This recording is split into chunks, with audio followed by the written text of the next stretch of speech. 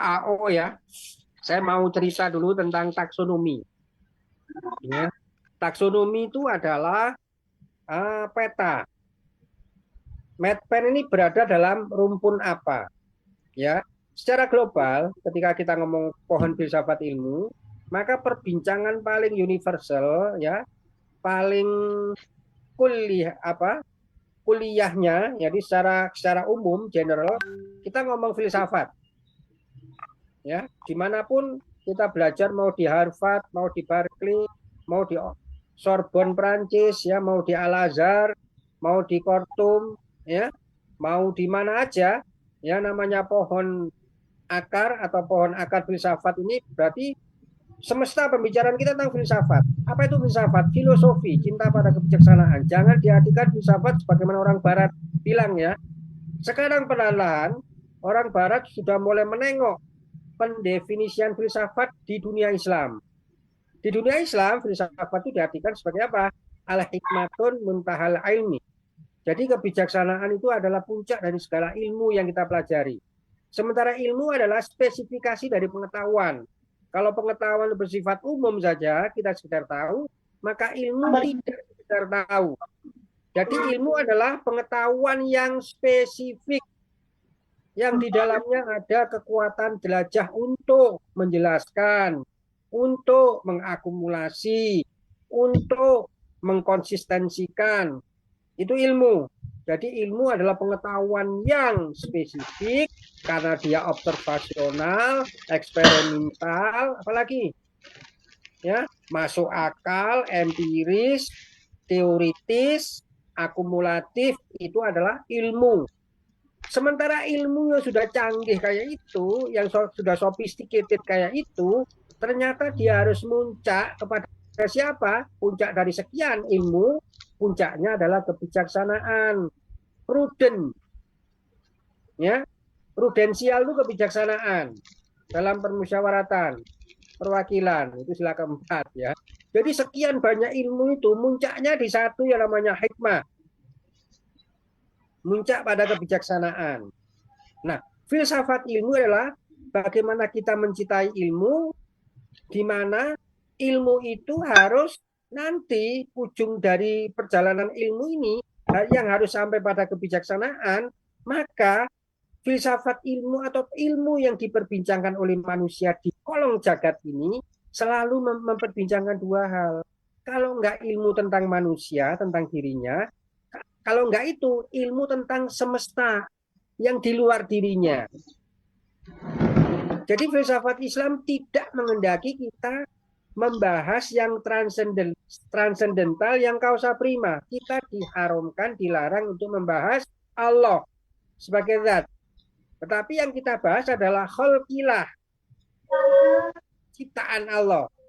Maka dari sekian ciptaan Allah, filsafat Islam memandang yang kita pelajari, induk dari yang kita pelajari, kalau enggak ilmu alam atau kosmos, baik mikro maupun makrokosmos, kalau enggak kosmos ya antropos. Siapa antropos? Manu. Kalau enggak ilmu tentang manusia, dirinya, ya ilmu tentang yang di luar dirinya, yang kosmos ini. Disebut ilmu alam, apalagi fisika, termasuk kimia. Kalau kimia itu ada yang di luar dirinya, diri manusia, tapi kimia juga ada yang ada di dalam diri manusia. Apakah kimia tentang campuran, larutan, termasuk kimia atus saadah. Kimia atus saadah itu apa? Campuran dari kebahagiaan. Jadi Bapak Ibu ya, dalam taksonomi pengetahuan ilmu, maka filsafat itu mengantarkan manusia untuk mempelajari ilmu tentang diri manusia namanya antropos. Yang kita sering antropologi itu loh, itu logos perbincangan tentang manusia, atau kita memperbincangkan sesuatu yang di luar diri manusia, apa namanya? Kosmos. Kosmos itu jangan diartikan alat periuk nasi, bukan ya. Kosmos itu apa? Kosmos itu semesta, baik semesta kecil maupun semesta besar. Kosmos itu ya environment, sesuatu yang ada di luar diri manusia namanya kosmos. Ya. Nah, ketika dua ilmu itu manusia dan di luar diri manusia, ketika manusia belajar, karena mau nggak mau kita kan utlubul ilma kan, kita dipaksa untuk mencari ilmu kan. Namanya mencari pasti harus menemukan, ya. Mencari tapi nggak menemukan sesuatu, buat apa mencari? Walaupun saking sayangnya Allah itu, meskipun kita baru mencari sudah dapat pahala, apalagi menemukan. Bahkan katanya mencari para pencari ini yang dapat jatah nanti di surga. Ya sudah nemukan gimana katanya Gus Pak? Saya ini sudah nemukan. Apa enggak? Ya pasti kalau sudah menemukan, tidak ada menemukan tanpa mencari. Apa ada kita menemukan tapi nggak mencari? Ada nggak yang kita nggak nyari tapi nemu? Kalaupun itu ada namanya kebetulan, Mbak. Kalau bahasa Inggris coincidentally. Coincidentally itu kebetulan. Sesuatu yang tidak kita duga. Tapi dalil kebetulan yang tidak kita duga, ya, yang namanya rahmat dari Allah itu bisa uang, rizki, kebahagiaan. Dalam konteks ini ada min haitsu la yahtasib. Itu juga rizki besar kayaknya. Apalagi ilmu. Lalu muncul laduni. Padahal laduni sesuatu yang tanpa proses pencarian. Namanya laduni itu apa? Dari sisi Allah diberikan kepada siapa yang riyadhah. Kalau nggak riyadhah gimana dapat laduni? Kita duduk termenung membuat gunung, ya. Duduk termenung. Laduni kolawapi. Laduni dapat diberikan kepada siapa? Yang sudah memproses diri melalui riyadhah. Riyadhah itu apa? Exercising. Apa exercising? Latihan. Melatih diri, berlatih. Harus dapat laduni. Rabbana atina min ladunka. Dari sisi Allah. Rahmatan wa hayyi' lana min amrina. Urusan kami.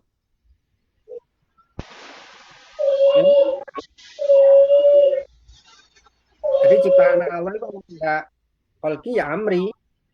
Amri itu urusan. Jadi setiap ciptaan itu pasti ada urusannya. Manusia diciptakan dengan segala urusannya. Jadi umur itu bukan umur usia tapi urusan. Baik. Kemudian berkembang menjadi filsafat ilmu. Ya, ada filsafat ilmu tentang manusia, ada filsafat ilmu tentang di luar diri manusia. Kemudian para filosof Islam, Imam Ghazali dan lain-lain, siapa lagi? Ibnu Khaldun, siapa lagi? Ibnu Farabi, Ibnu Sina, ya. Beberapa nama yang kondang itu para filosof Islam, ya. Beliau kemudian terpecah menjadi dua. Ada yang mengatakan filsafat itu muncul, relasi filsafat ilmu gara-gara para filosof bertanya, ilmu menjawab. Tapi di sisi yang lain, ya kalau ilmu ada jawabannya berupa ilmu. Kalau nggak ada jawabannya, yang memungkinkan muncul ilmu baru, apakah relasi ilmu filsafat bertanya, ilmu menjawab? Enggak. Ilmu muncul gara-gara bukan pertanyaan filsafat. Tahu-tahu ilmu itu muncul aja. Nah, mazhab yang kedua ini yang kadang-kadang turun sampai ke orang-orang seperti siapa? Al-Halad, ya, Siti Jenar. Itu yang tidak melihat proses di belakangnya. Tahu-tahu tiba-tiba Anal Haq. Itu kan bukan karena pertanyaan diri. Tahu-tahu ada jawaban aja.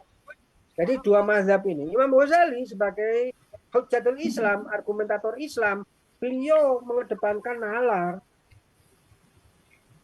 Mengedepankan intuisi. Intuisi itu adalah jadi proses berpikir kalau nggak deduksi, induksi, abduksi, intuisi. Ini bagian proses berpikir. Bapak berpikir secara deduktif. Ini prosesnya deduktif. Dari yang umum ke khusus. Induktif. Dari yang khusus ke umum. Abduktif. Prosesnya untuk mencari, menjelaskan sesuatu yang nggak jelas. Intuitif, proses perjalanan pikiran dari deduktif, induktif, kemudian abduktif, muter-muter gak karu-karuan, ya, tanpa ujung dan pangkalnya, intuitif. Ya, berintuisi itu nggak pakai pola sudah, nalarnya nggak berpola, ya. Tetapi bukan berarti yang nggak berpola ini nggak baik ya. Suatu saat kita perlu, ya, dalam bahasa Ferdinand Tonis, filosof Barat dari Jerman, itu dikatakan sebagai brainstorming, ya. Ferdinand Tonis dari ya, Ferdinand Tonis itu dikatakan sebagai brainstorming sampai tercapainya yang namanya konsolidasi. Bapak Ibu di organisasi sering dikata konsolidasi, ya, merapatkan barisan, ya. Apakah rapat untuk berbaris atau baris untuk merapat? Merapatkan barisan itu lebih dahulu rapatnya apa barisnya? Ya, ini Ferdinand Tonis nih. Nah, konsolidasi ini muncul gara-gara brainstorming. Ada ide yang nggak jelas, yang abduktif tadi. Perlu diintuisikan, direnungkan. Ini gimana ini? Kok makin nggak jelas hidup kita ini? Secara deduktif, ngomong yang umum dulu, baru khusus. Semua manusia diciptakan berpasangan. Amir belum berpasangan. Berarti Amir belum manusia. Itu secara deduktif, ya. Apa kesimpulan ini benar? Dibalik secara induktif, ya. Misalkan aja ini. Ya, ini cara nalar kita, itu proses bernalar itu kalau nggak deduktif, induktif, abduktif, ya intuitif. Tetapi wujud kebenarannya, ya, wujud kebenarannya, nah, namanya logika kebenaran itu, logika kebetulan, logika kebaikan, logika kelurusan, ya, logika ketertiban, karena syarat logika itu mantik itu 5 tadi, benar, baik, betul, lurus, tertib, ya, itu ada yang disebut logika fusi. Logika fusi itu lil mutlak, kok sesuatu yang nggak jelas. Logika modal, bahasa Inggris itu ada model kan, ada shall, should, will, would, may, might.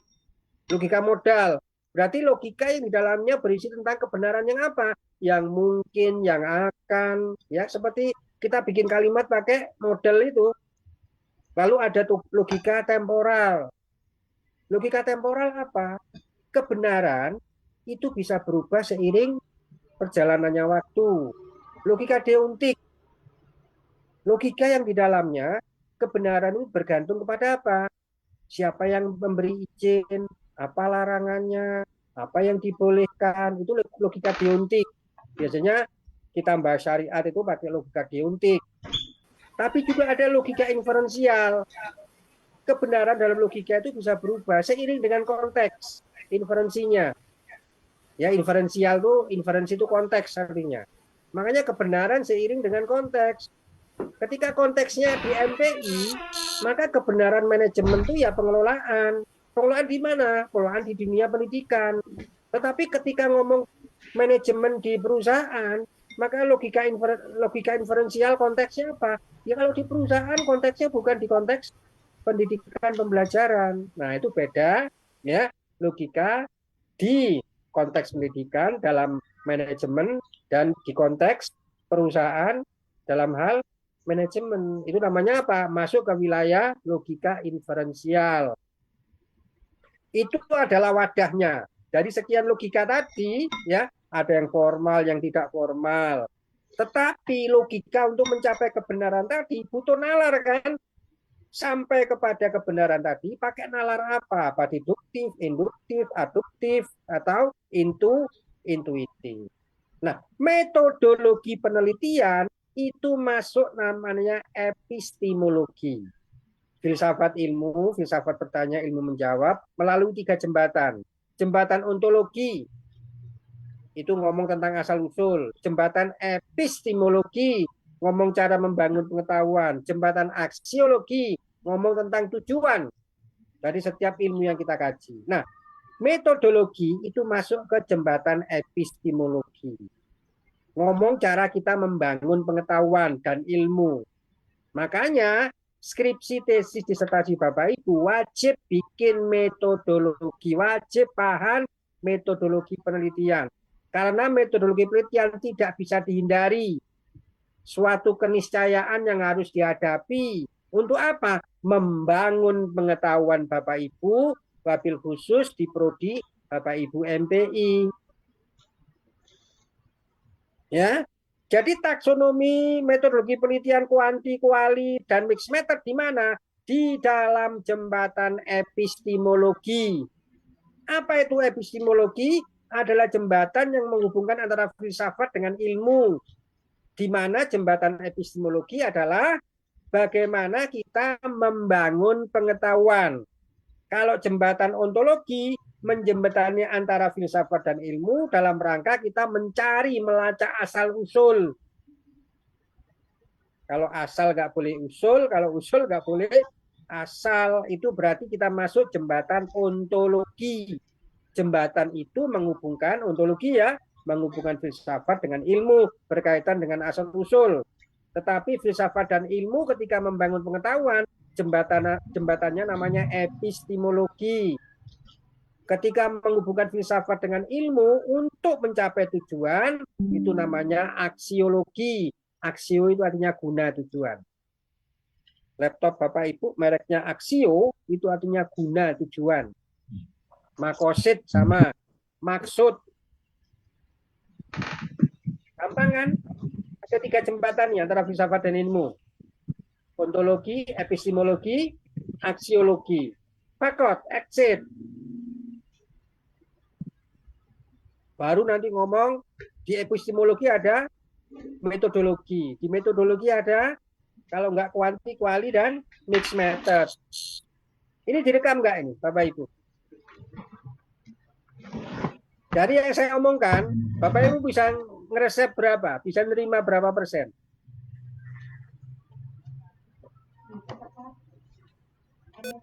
Pegang ininya pusing atau ngopi dulu? 50-50, Pak Yai. Dicatat Pak dosen. Dicatat. Catat ya Bapak Ibu ya. Ya. Kalau Bapak Ibu sambil nyatat nih bawa pena ini. Bawa stal, katanya santri-santri berbut stal ini. Pena. Ya, catat. Dengan bahasa sini. Kamu juga bawa pena juga. Untuk medpen kita, mata kuliah ini, nanti produknya Bapak Ibu bikin tesis mini bermetodologi kuantitatif. Mini saja, nggak usah maksi. Itu yang halaman, itu yang kuanti. Format artikel aja yang paling gampang. Kalau bentuk kuanti.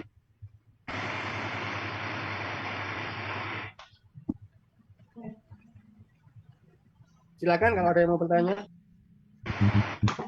Izin bertanya Pak Yai. Ya silakan.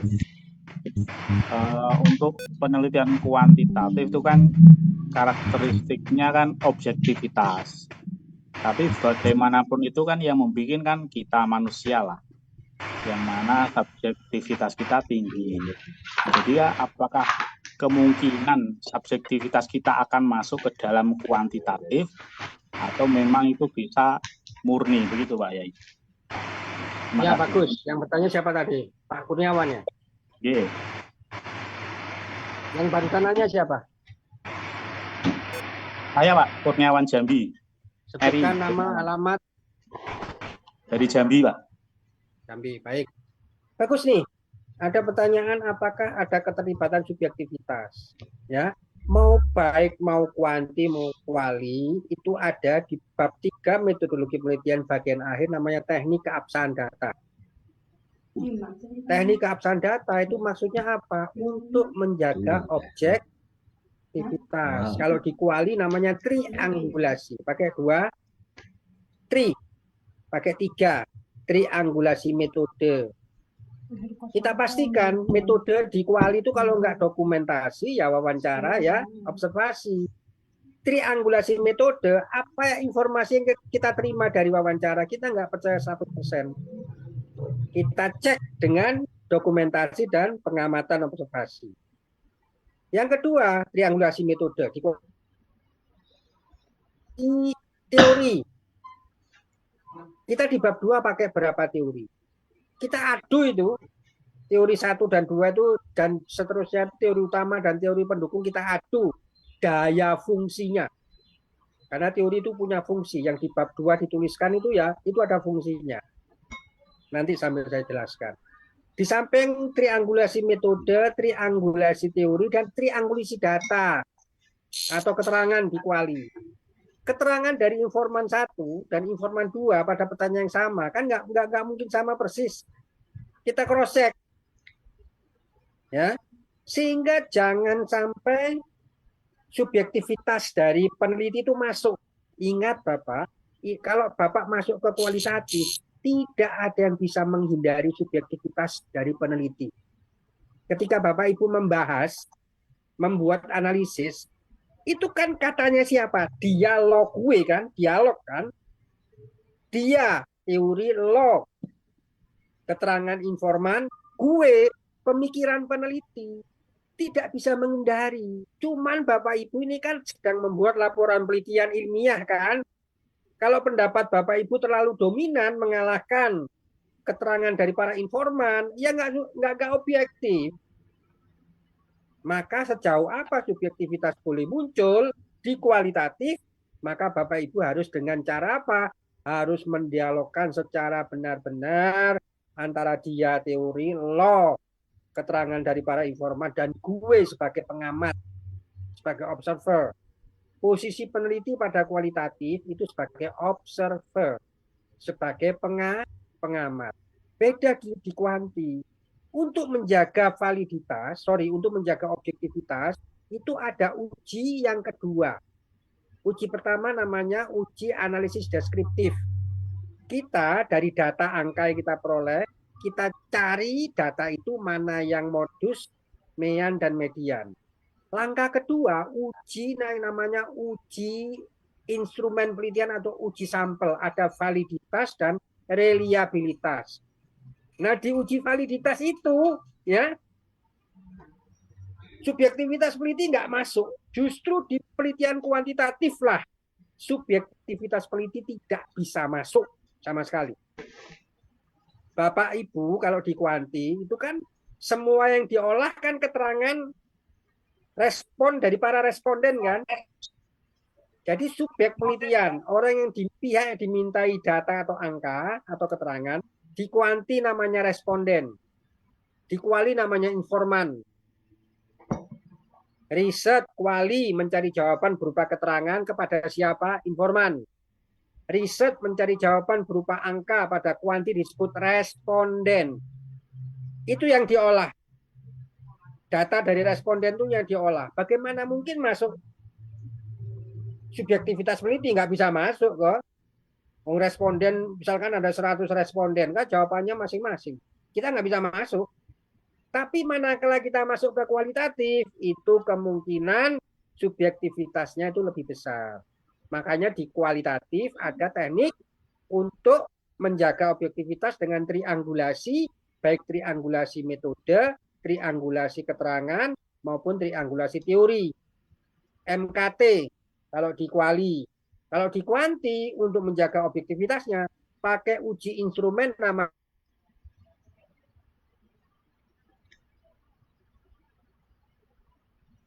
Ini saya masih jawab. Saya tidak ngerti, ya Bapak Ibu ngerti, ini saya tidak paham. Ini. Pokoknya saya jawab aja. Itu jawaban yang benar kalau di kuanti. Pak Sahabuddin Bali, paham ya?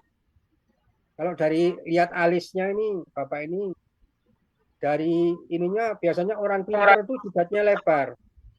Ya, orang pintar itu biasanya jidatnya lebar.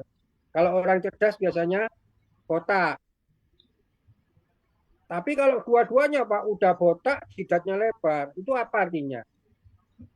Ya, orang jidatnya lebar ini biasanya pintar, dia banyak mikir. Tapi kalau botak itu biasanya ya punya kelebihan lah. Kalau udah botak dan pintar, artinya apa? Jadi komputer, Pak. Dia pikir dia pintar. Rambutnya habis berpikir, Pak. Botak ada 3 jenis ya, botak depan, tengah, dan belakang. Di pertemuan kedua Bapak Ibu ya, nanti akan saya share bahannya, kita diskusi dari situ. Kalau Bapak Ibu gak baca dulu materi memang ya agak lola ya. Ini kan tadi saya belum share materi kan ke Bapak Ibu kan. Bapak Ibu hanya menjadi pendengar yang baik kan pada siang sore hari ini. Gimana kesan Bapak Ibu mendengarkan kualitatif ini? Masih bulat atau gimana? Asal Bapak Ibu nyatet, nggak akan bulat ya. Tinggal baca kembali catatan Bapak Ibu. Masih meraba-raba, Pak Yai. Meraba pakai apa? Pakai perasaan. Ya karena keeping touch ya dalam critical thinking itu meraba itu mereka-reka itu masuk ke bagian pertama itu how we describe ya, bagaimana kita menggambarkan. Describe itu menggambarkan, menguraikan. Jadi dalam terma critical thinking itu adalah langkah pertama itu C1 itu. How we describe ya, how we explain, how we membuktikan, mewujudkan, realize, how we using, menerapkan, implemented ya di C4, C5 analyze, C6 menemukan. Yaitu proses critical thinking. Bapak Ibu akan terus ya saya dorong untuk ya masuk ke wilayah berpikir kritis ini. Yang tadinya berpikir kritis itu dianggap kritis-kritis yang nggak stepable ya. Kritis itu harus stepable, harus melalui langkah-langkah. Nggak asal menolak, kritis itu enggak. Ya kritis itu ya bisa menolak 100%, bisa menerima 100%. Lalui dulu langkahnya, baru saya terima atau saya tolak. Ya, aja suka, saya terima. Kopil tuh ya, saya berikan, saya terima. Jadi Bapak Ibu ya, biasakan untuk berpikir kritis. Berpikir kritis bukan berarti harus menolak ya. Bapak Ibu nggak harus menolak, namanya critical thinking dia bisa menolak 100%, bisa menerima 100%. Minimal posisinya di skeptik. Skeptis itu apa? Ragu-ragu. Antara iya dan tidak. Kalau Bapak Ibu harus gelisah. Kalau kita gelisah antara lanjut atau udahan kan. Kalau gelisah antara lanjut atau udahan. Nah, harus skeptik itu. Jadi skeptik itu ya kalau itu berada di posisi tengah. Posisi netral. Ya. Neutrality domain. Domain netral itu ya harus kalau. Antara iya dan tidak. Oh yes, oh no. Pak Sartum, gimana kabarnya? Udah haji, Pak. Berangkat haji. Bapak sedang berhaji ini sekarang? Iya. Iya. Alhamdulillah. Sambung doa, Pak. Bapak ya berapa? Lagi di mana ini? Di maktab? Iya, lagi di maktab. Ya. Kalau di Haram atau di Mina nanti ketika wukuf ya tolong Pak. Bapak Doakan kami. Ya, berdoa Doakan ya semua Allah, Pak dosen.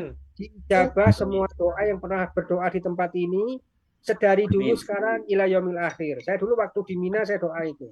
Ya Allah, semoga dijabah semua permintaan yang pernah ya, berdoa di tempat ini dari dulu, sedari dulu, sekarang dan akan datang ila yaumil akhir.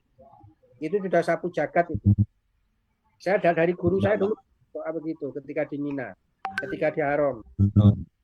Ya Allah, kabulkanlah ya Allah semuanya hamba-Mu, baik muslimin, mukminin, mukminat, muslimin, mukminat, dan muhsinin wal muhsinat. Ada Islam, ada iman, ada ihsan ya. Orangnya itu muslimin, muslimat, yang beriman, mukminin, mukminat, yang berihsan, muhsinin wal muhsinat, yang pernah berdoa di tempat ini dulu, sekarang, ila yaumil akhir, sampai nanti yang berdoa di tempat ini. Kabulkan ya Allah. Mudah-mudahan. Ud'uni astajib lakum. Ini janji Allah. Mudah-mudahan Pak Sartum ya. Amin. Hajanal hajam mabruro. Sayan dan masyuro. Adam banada memaghfuro wa amalan solil makbulan. Wa tijaratan lan tabur. Ya alima fi sudur. Nur. Amin amin ya rabbal alamin.